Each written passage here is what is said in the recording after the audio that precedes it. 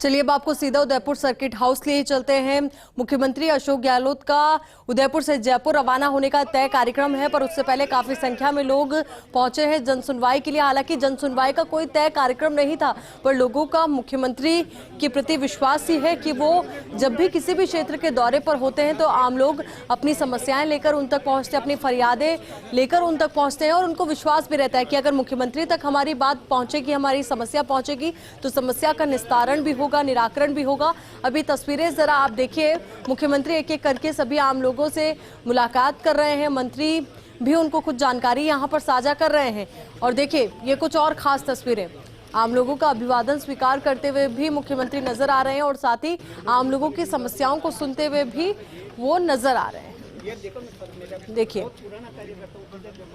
एक एक करके जो मांग पत्र लोग लेकर पहुंचे हैं वो आम लोगों के हाथों से खुद ही ले रहे हैं और उनको ध्यान से देख भी रहे हैं कि क्या समस्या है, किस मुद्दे को लेकर वो वहां पर पहुंचे हैं। और आम लोग भी यहां पर मुख्यमंत्री से मिलकर काफ़ी उत्साहित भी नज़र आ रहे हैं, काफ़ी खुश भी नज़र आ रहे हैं, क्योंकि जब सूबे के मुखिया आम लोगों के बीच में हो और आम लोगों की समस्याओं को सुने तो वाकई में ये पल उनके लिए बहुत खास हो जाते हैं, बहुत महत्वपूर्ण हो जाते हैं। और ये मुख्यमंत्री की खासियत भी है, लोकप्रियता भी है कि वो सभी से मिलते हैं, सहृदयता के साथ मिलते हैं। और यही वजह कि भारी संख्या में लोग पहुंचते हैं जब भी वो किसी भी क्षेत्र के दौरे पर होते हैं। अब देखिए ना, यहाँ पर भी कोई जन सुनवाई का तय कार्यक्रम नहीं था, पर मुख्यमंत्री की लोकप्रियता ही है और लोगों का विश्वास ही है जो उनको यहाँ तक खींच कर लाया है। ये तस्वीरें भी जरा देखिए, एक एक करके सभी से वो मुलाकात कर रहे हैं, उनकी समस्याएं सुन रहे हैं। अब इसी को लेकर ज्यादा जानकारी के साथ हमारे सहयोगी श्वेता मिश्रा हमारे साथ जुड़ चुकी है। श्वेता, देखिए मुख्यमंत्री की लोकप्रियता वाकई में हर क्षेत्र में हर जगह नजर आती है, चाहे मारवाड़ हो या मेवाड़, वहां पर जब भी वो दौरे पर होते हैं आम लोग उन तक पहुंचते हैं, अपनी समस्याएं लेकर पहुंचते हैं। और आज भी कुछ ऐसी तस्वीरें नजर आ रही है। हालांकि जनसुनवाई का कोई तय कार्यक्रम नहीं था।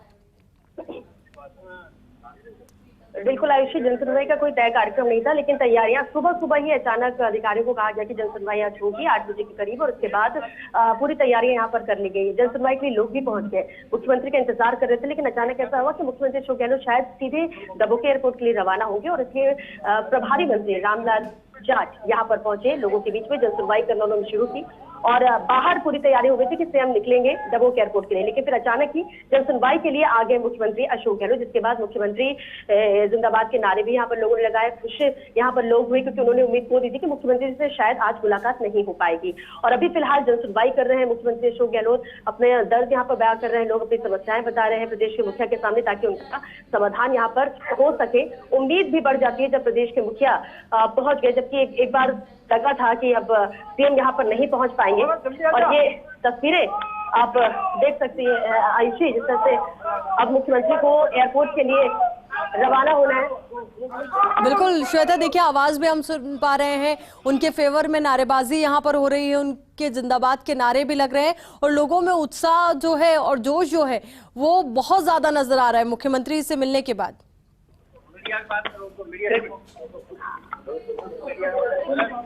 अरे भैया, फर्स्ट इंडिया लगातार ये सुपर एक्सक्लूसिव तस्वीरें आप तक पहुंचा रहे हैं। तस्वीरें जरा देखिए, ये तस्वीरें हैं उदयपुर सर्किट हाउस की। मुख्यमंत्री अशोक गहलोत यहां पर रात्रि विश्राम के लिए आए थे और उसके बाद उनका जयपुर लौटने का तय कार्यक्रम है। और देखिए उससे पहले उन्होंने आम लोगों से मुलाकात की, उनकी समस्याओं को सुना। अब हो सकता है कि कुछ ही देर में वो मीडिया से मुखातिब भी हो, मीडिया के समक्ष तमाम अहम मुद्दों को लेकर वो अपनी बात भी रखें।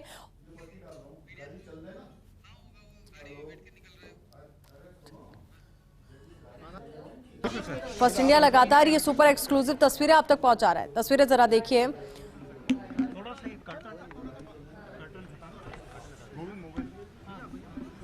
ये तस्वीरें जरा देखिए, अपने आप में बेहद महत्वपूर्ण और बेहद अहम ये तस्वीरें सर्किट हाउस से उदयपुर एयरपोर्ट रवाना। तैयारी जो आपने देखी है, किस तरह की तैयारी हो रही है और क्या चिंतन शिविर में क्या विषय आएंगे, लाए जाएंगे? देखिए एआईसीसी की तरफ से ये चिंतन शिविर का आयोजन किया जा रहा है और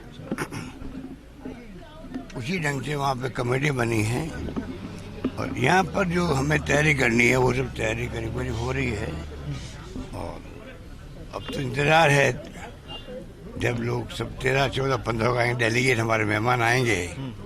तो उदयपुर की तो रिवायत है, तो मैं समझता हूँ बहुत कामयाब शिविर होगा। और देश के अंदर जो हालात है बहुत चिंताजनक है, उसकी चिंता सबको लगी हुई है। जिस प्रकार धर्म के नाम पर, जाति के नाम पर राजनीति हो रही है, खतरनाक है, खतरनाक है। अच्छा लग सकता है कुछ लोगों को, पर देश हित में नहीं है। देश अगर 70 साल के बाद में भी एकजुट रहा, रशिया टूट गया, कई टुकड़े हो गए, हमारा मुल्क एक रहा, अखंड रहा, सभी जाति, सभी धर्म, सभी बोलियां, सभी भाषाएं अलग अलग है, तब भी हम लोग एकजुट रहे। और तो और इंदिरा गांधी जी ने जान दे दी, खालिस्तान नहीं बनने दिया। राजीव गांधी शहीद हो गए, सरदार बेंसी जी थे मुख्यमंत्री पंजाब के, नेस्त नाबूद कर दिया उन्होंने आतंकवाद को, उनको बम से उड़ा दिया गया, पर खालिस्तान नहीं बनने दिया। वो भावना थी उन लोगों के अंदर जिन्होंने 70 साल तक देश की आज कहाँ से कहाँ पहुँचा दिया। आज़ादी के वक्त क्या था, ये बातें नई पीढ़ी को नहीं मालूम है। उसका फायदा ये आरएसएस बीजेपी वाले उठा रहे हैं। और आप देखो आग लगा रहे हैं सब जगह, एजेंडा बना रहे हैं, धरने दे रहे हैं। ये तो इनकी प्लानिंग थी दंगे भड़काने की। करौली के बाद में जोधपुर के अंदर, रामगढ़ में इनका खुद का बोर्ड है, वहाँ पे भी।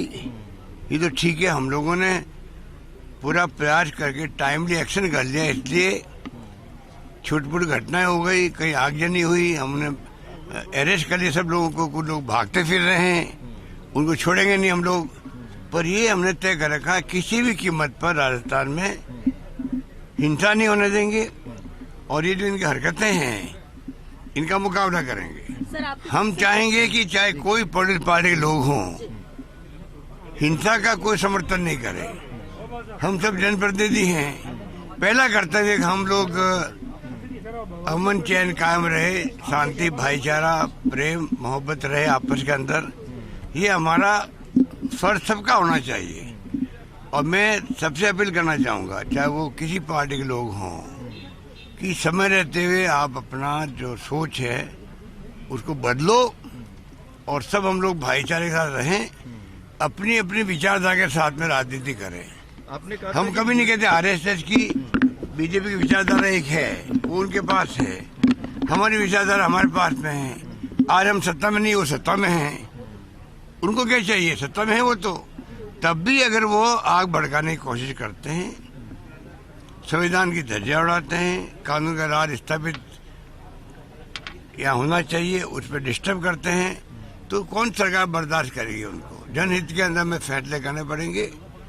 और मैं कहना चाहूँगा कि राजस्थान को बख्शो, हम सब मिलके अपनी अपनी राजनीति करें, परंतु ये किसी को अधिकार नहीं है कि निर्दोष लोग मारे जाएं, आगजनी हो, दंगे भड़के, ये हम बर्दाश्त नहीं करेंगे। करौली का जब हुआ था उस समय भी आपने कहा था कि अभी तो ये शुरुआत है, राजस्थान में तो इलेक्शन तक और भी होंगे, और इसके बाद भी 2 और हुए। क्या मैंने कहा ना आपको, बिल्कुल इनकी तैयारी यही है, आग लगाओ, क्योंकि ये चुनाव हार रहे हैं। अगले चुनाव इनको मालूम पड़ गया कि राजस्थान की जनता इस बार फैसला अपने तरीके से करेगी। इसलिए मैंने कहा करौली का जो प्रयोग था इनका, वो लेबोरेटरी हो गई एक प्रकार से। आप देखा रामनवमी में हमने दंगा नहीं होना दिया राजस्थान में, सभी धर्मों के लोगों ने फूल बरसाए रामनवमी पे जुलूस पर। 7 राज्यों में दंगे हुए, 7 राज्यों में दंगे हुए, फिर बुलडोजर चले सब जगह पर। करौली में जो तरीका हुआ था दंगा का भड़काने का, वो तरीका 7 राज्यों में था। इसकी भी जांच होनी चाहिए।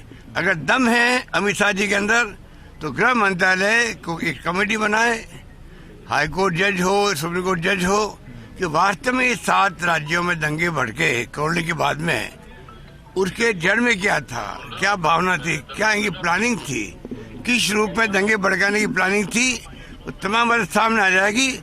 आगे दंगे होने रुक जाएंगे, ये मेरा मानना है। चिंतन शिविर के लिए फाइनल हो गया। चिंतन शिविर कहाँ पे होगा सर, ये फाइनल हो गया क्या? उदयपुर में होगा। नहीं सर, उदयपुर में तो होगा सर, जगह कांग्रेस को आपसे बहुत उम्मीद है। क्या इस बार तो फर्स्ट इंडिया लगातार ही इस पर एक्सक्लूसिव तस्वीरें आप तक पहुंचा रहा है। मुख्यमंत्री को भी आपने सुना, तमाम अहम मुद्दों को लेकर उन्होंने अपनी बात रखी। उन्होंने ये भी कहा कि वर्तमान समय में जिस तरीके की राजनीति हो रही है वैसी राजनीति नहीं होनी चाहिए, अपनी अपनी राजनीति सबको करनी चाहिए, पर ऐसी राजनीति ना हो कि दंगे हो, हिंसा हो, और ये राजस्थान में बिल्कुल भी सहनीय नहीं होगा। ऐसे लोगों को बिल्कुल बख्शा नहीं जाएगा। और साथ ही उन्होंने